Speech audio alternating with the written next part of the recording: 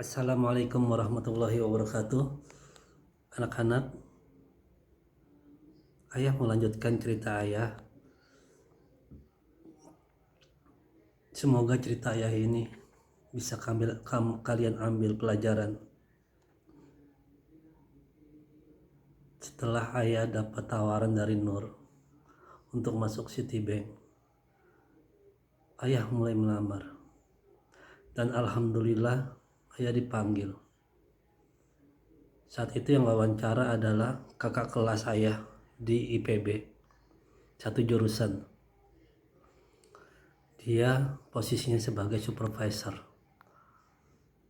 Saat itu ketika wawancara, ayah ditanya sama dia, apakah kamu bisa Microsoft Access? Terus terang saat itu ayah tidak pernah pegang Microsoft Access. Tapi ayah punya prinsip, ayah tidak pernah bilang tidak bisa sebelum ayah benar-benar mencoba sampai maksimal. Nah, inilah pelajaran yang harus kalian ambil dari ayah. Jangan pernah bilang tidak bisa sebelum kalian menjalani. Kalau saat ini tidak bisa, waktu akan menjawab bahwa suatu saat kalian akan bisa. Intinya bukan hasil, tapi proses. Bukan bagaimana kalian mendapatkan, tapi bagaimana caranya kalian untuk bisa dapat. Saat itu ayah bilang bisa. Dan tiba-tiba yang wawancara ayah bilang, ini Go, kamu kerjakan program ini 3 hari selesai ya. Saat itu ayah kaget. Ayah diterima, tapi dengan syarat ayah harus bisa menyelesaikan program dengan Microsoft Access selama 3 hari. Ayah kerjakan itu selama 3 hari. Dan alhamdulillah bisa jadi programnya. 3 hari kemudian ayah datang ke kakak kelas ayah yang wawancara itu. Saat ayah tunjukkan program tersebut, dia ketawa. Lalu dia bilang, gini gue ajarin caranya. Ternyata dia menerima ayah bukan karena ayah bisa atau tidak Microsoft Access, tapi dia melihat bagaimana kesungguhan ayah dalam berusaha belajar, berusaha keras untuk bisa. Ayah diterima di Citibank dengan gaji 750.000, tapi penghasilan ayah saat itu bisa mencapai 1.400.000 karena gaji 750.000 plus lemburan. Kerja di Citibank cukup berat karena ayah kerja di back office di bagian payroll dan pajak. Kerja di Citibank masuknya jam 8 pagi, pulangnya jam 2 malam. Buat yang laki-laki, buat yang perempuan pulangnya jam 10 malam. Tiap hari kita lembur. Saat itu ketika ayah masuk ke ruangan tempat kerja ayah, semua teman-teman sangat lucu. Saat itu ayah berpikir,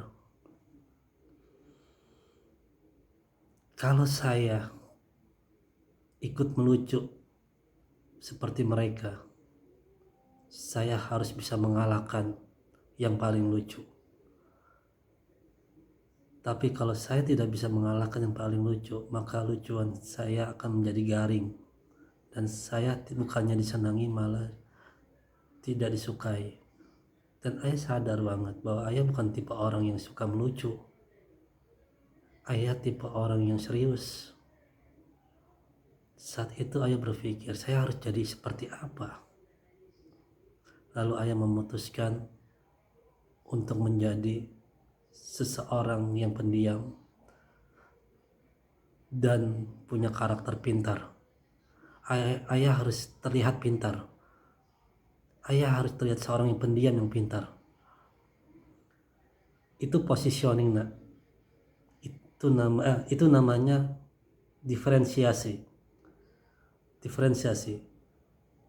Dimanapun kalian kerja, kalian harus punya diferensiasi dengan teman-teman kalian. Ini namanya dagang, nak. Kalian bekerja, itu artinya kalian berdagang. Yang kalian dagangkan adalah diri kalian, kemampuan kalian. Sama seperti kalian menjual produk. Sebuah produk harus punya diferensiasi produk. Harus punya beda dengan produk-produk yang lain. Apa bedanya produk yang kalian jual?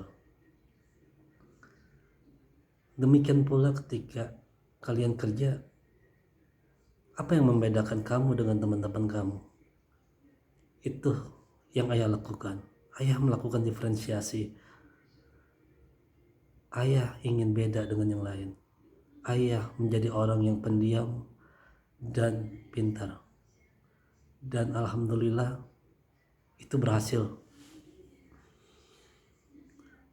Lalu ayah diajarkan, ayah melihat teman-teman ayah belajar banyak sekali pekerjaan. Ada incoming, outgoing, payroll, pajak, dan lain-lain. Saat itu ayah berpikir, kalau saya pelajari semuanya, saya nggak ada beda dengan teman-teman saya. Nggak akan ada beda. Saya harus belajar salah satu dan saya harus ahli di bidang itu. Lalu ayah putuskan ayah untuk belajar transfer pajak. Kerjaan ayah di awal-awal hanya nyetempel, nyobek-nyobek kertas, misah-misahin kertas, yaitu kertas pajak SPT.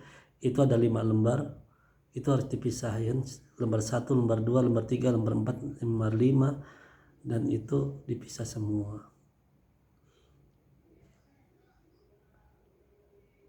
Saat itulah ketika ayah sedang kerja, tiba-tiba datang seorang wanita di belakang ayah dengan rambut di bob pendek, belum berjilbab. Pas ayah nengok ke belakang, ayah jatuh cinta pada pandangan pertama. Ayah jatuh cinta. Itulah saat-saat pertama kali ayah mengenal bunda kalian.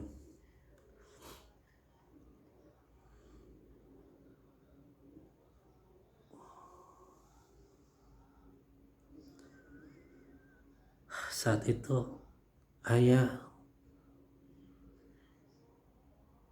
suka sama bunda kalian, tapi bunda kalian itu jago gaul, agak tomboy, dan ayah tidak percaya diri karena bunda kalian jadi rebutan teman-teman ayah. Tapi kembali lagi dengan diferensiasi, ayah menjadi orang yang beda di sekeliling ayah. Maka siapapun yang beda akan menjadi pusat perhatian.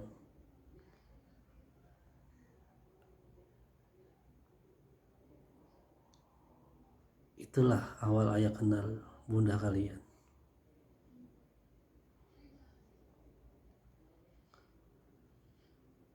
Berjalan waktu, ayah kerja di Citibank hanya nyetempel, nyobek kertas, dan misah-misahin kertas. Itu berjalan sampai 3 bulan.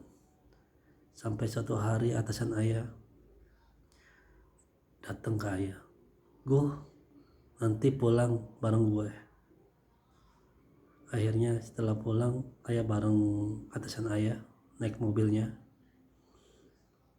Ketika sampai di kisaran Tanah Abang, dia bertanya sama ayah, gimana kerjaan lo? Ditanya seperti itu, ayah hanya bilang, kalau cuma nyobek-nyobek kertas, nyetempel, dan bisa-bisain kertas, nggak perlu sarjana. Orang yang sekolah pun bisa. Saat itu yang dia katakan, gue tahu lu pinter, cuman lu belum gunain kepintaran lu. Ya, benar. Bukannya ayah belum gunain kepintaran ayah, tapi ayah sedang melakukan positioning, yaitu ayah sedang mempelajari transfer pajak. Memang ayah bukan ayah nggak belajar yang lain, ayah belajar, tapi ayah sedang fokus transfer pajak, sehingga ayah lambat dalam belajar, terkesan lambat dalam belajar.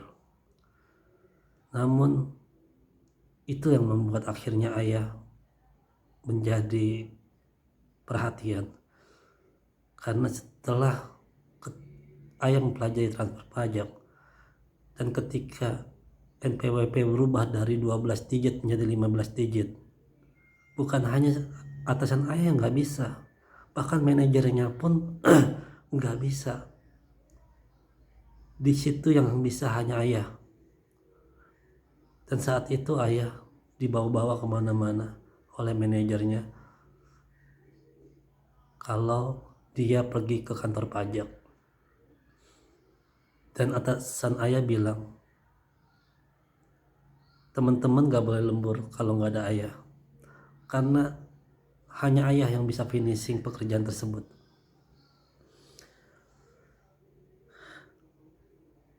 Ayah jadi kepercayaan manajer. Namun berjalannya waktu, ayah yang pendiam, lama-lama ayah keluar aslinya ayah. Sampai akhirnya ayah jadi wakil ketua SPSI, karyawan outsourcing Citibank.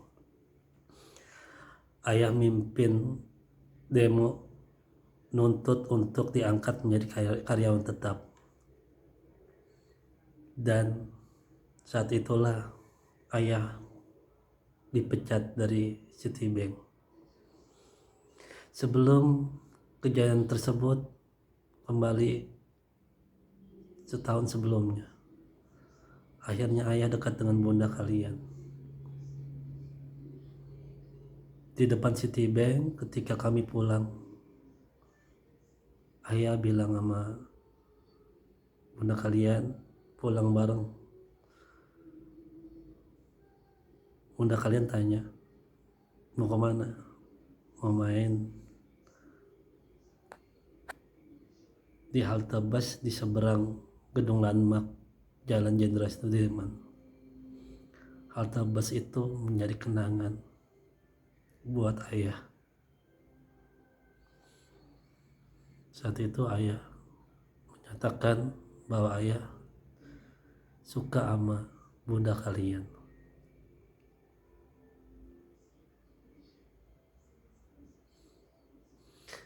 Tapi lucu, ketika ayah nembak bunda kalian bilang, kasih saya waktu.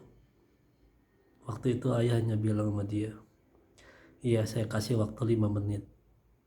Saat itu ayah berpikir kalau dalam 5 menit dia tidak ngasih jawaban, ayah tinggalin. Kenapa ayah lakukan itu?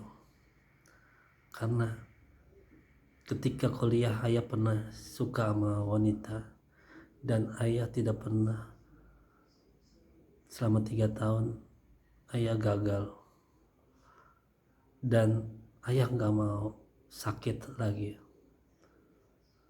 Kegagalan itu membuat ayah sakit, kekecewaan, ditolak itu sakit,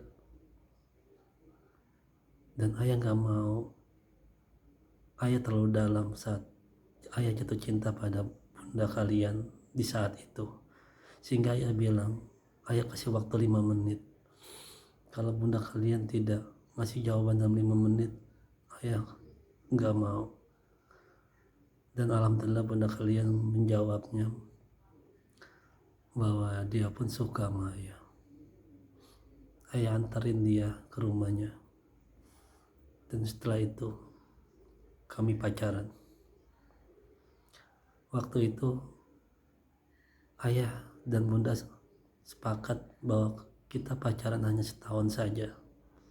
Setelah setahun kita nikah. Namun perjalanan waktu berkata lain. Setelah setahun ayah pacaran dengan bunda kalian, ayah di PHK dari Citibank.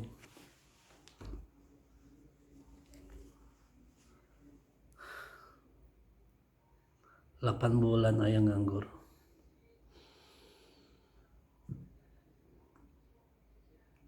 Ada satu kejahatan yang ayah lakukan di Citibank karena ayah dendam, kesal, emosi dengan Citibank.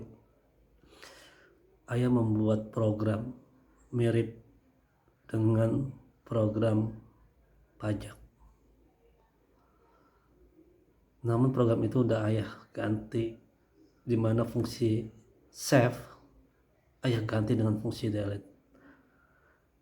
Di Citibank itu setiap buka komputer pakai password, dan setiap buka program pakai password, dan itu tercatat di server.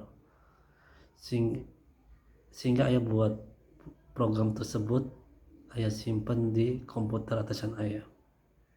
Program tersebut baru aktif setelah bulan Desember, sedangkan ayah dikeluarkan bulan September. Selama September sampai Desember program itu normal, tapi ketika Desember program itu jalan. Dan di bulan Desember teman-teman yang masih kerja di Citibank, mereka 3 hari 3 malam tidak pulang, karena setiap dari pagi mereka nginput data, saat malam mereka akan simpan data yang sudah mereka input hilang semua. Itu kesalahan ayah. Dan setiap kesalahan, setiap perbuatan baik maupun perbuatan buruk pasti akan berbalik pada diri kita. Karena setiap perbuatan baik yang kita lakukan sesungguhnya untuk diri kita sendiri, dan setiap perbuatan buruk yang kita lakukan itu untuk diri kita sendiri. Dan karena perbuatan ayah itu, ayah susah nyari kerja, ayah nganggur 8 bulan. Ayah sadar itu, dan untuk membalas dan membayar kesalahan ayah ngajar komputer, ngajar teman-teman di Tomang yang lulusan SMA yang gak bisa komputer, ayah ajarin secara gratis. Itulah cara ayah untuk membalas semua kesalahan ayah.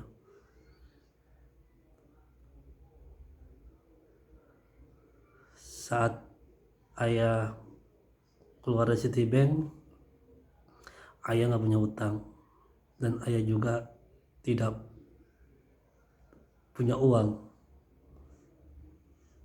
Saat itu ayah masih ngerokok. Satu hari ketika ayah mau beli rokok, harga rokok naik. Lalu ayah kesal. Lalu ayah bilang dalam hati, saya nggak mau bergantung pada rokok. Saat itu juga ayah berhenti. Ibu kasihan ngeliat ayah nggak ngerokok, nganggur dan nggak ngerokok. Lalu ibu nawarin, mau beli rokok gue, ini pakai uang ibu. Tapi ayah bilang enggak, ayah nggak mau. Saat itu yang ada di hati ayah hanya berkata, ya Allah, saya percaya bahwa Engkau menciptakan hamba ke dunia ini. Tidak akan Engkau jadikan hamba mati kelaparan.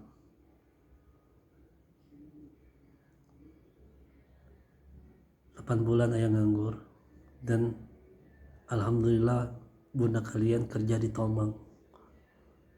Jadi setiap siang ayah suka datang ke kantornya bunda untuk makan siang bareng. Sampai suatu hari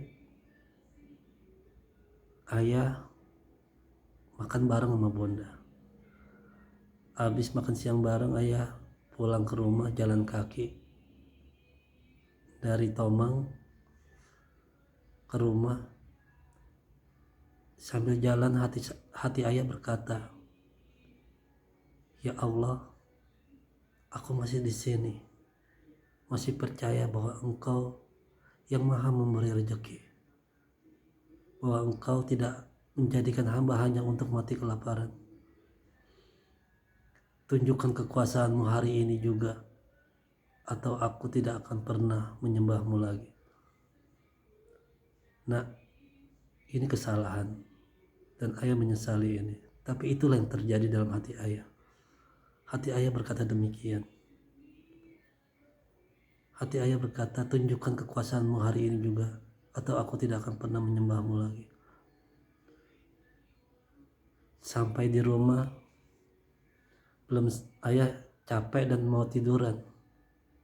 Karena rasanya panas sekali jalan, terik matahari. Langsung ayah ke kamar, langsung mau tiduran. Belum sempat ayah lurus dan semua badan ayah nempel ke kasur, tiba-tiba telepon berbunyi. Dan ketika ayah angkat telepon tersebut, telepon berdering. Dan di seberang sana ternyata dari calon pokpan, namanya Pak Hari, ngasih tahu bahwa ayah tanggal 1 April 2022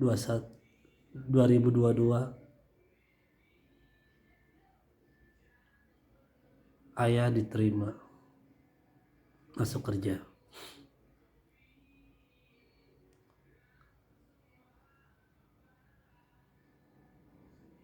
Dan alhamdulillah saat itu juga ayah sujud syukur dan beristighfar bahwa ayah menyesal telah melakukan kekuasaan Allah. Dan saat itu juga Allah jawab bahwa Allah maha berkuasa dan maha berkehendak. Dia langsung jawab doa apa yang ada di hati ayah. Dia itu maha latif, maha mendengar, bahkan apa yang tersirat dalam hati pun dia dengar. Itulah keanehan-keanehan dalam hidup ayah. Ayah akan cerita sebelum ayah terima itu. Waktu itu ayah dipanggil untuk wawancara di calon pokpan. Setelah berkali-kali diwawancara tempat lain dan ayah gagal, ayah diwawancara di calon pokpan. Yang diwawancara ayah adalah Pak Hari Haryanto dan Pak Kasiman. Setelah wawancara ayah pulang. Lalu suatu hari ayah dipanggil lagi. Ayah berpikir alhamdulillah ayah diterima nih. Karena mungkin setelah wawancara ayah akan langsung ke HRD untuk deal gaji. Ternyata setelah ayah sampai di kantor pokpan, ayah diwawancara oleh GM namanya Bapak Yanto Asali. Dan celakanya dia langsung ngomong pakai bahasa Inggris dan ayah nggak ngerti apa yang dia katakan. Lalu dia marah, dia buka kacamatanya dengan marah dia buka kacamatanya sambil berkata, "Kamu ini bagaimana? Yang lain nyari kerja susah, kamu nggak bisa bahasa Inggris." Karena 8 bulan ayah nganggur dan berkali-kali wawancara gagal. Saat itu yang ada di pikiran ayah, nekat. Bodoh amat. Diterima syukur, nggak diterima udah. Saat itu ayah diomelin bukannya nunduk. Ayah lihat mata orang tersebut. Lalu ayah berkata, "Kasih saya kesempatan, Pak. Bukannya saya tidak tahu kelemahan saya sadar. Saya sudah coba untuk memperbaiki dengan kursus bahasa Inggris. Tapi karena saya berhenti kerja dari Citibank, maka saya berhenti pula kursus saya. Untuk itu beri saya kesempatan agar saya bisa kursus lagi. Saat itu Pak Yanto Asali bilang, perusahaan nggak mau ngasih kesempatan pada kamu. Perusahaan hanya mau nerima yang terbaik. Sekarang kamu pulang saja. Ya udah, akhirnya saya pulang. Pelajaran yang kalian harus ambil adalah, kalau kalian wawancara, jangan nunduk, tatap keningnya. Tatap keningnya itu akan menunjukkan pada si pewawancara bahwa kalian adalah orang yang bersungguh-sungguh. Tiba-tiba Pak Yanto Asal kembali ke kisah tadi bahwa ayah dapat telepon dan ayah diterima. Mungkin yang dilihat sama Pak Yanto Asali adalah bahwa ayah orang yang benar-benar ingin kerja bersungguh-sungguh. Kisah selanjutnya nanti akan saya ceritakan di video berikutnya. Kisah di mana ayah bekerja di Carun Pokpan, ayah meniti karir, dan ayah melamar bunda kalian. Assalamualaikum warahmatullahi wabarakatuh.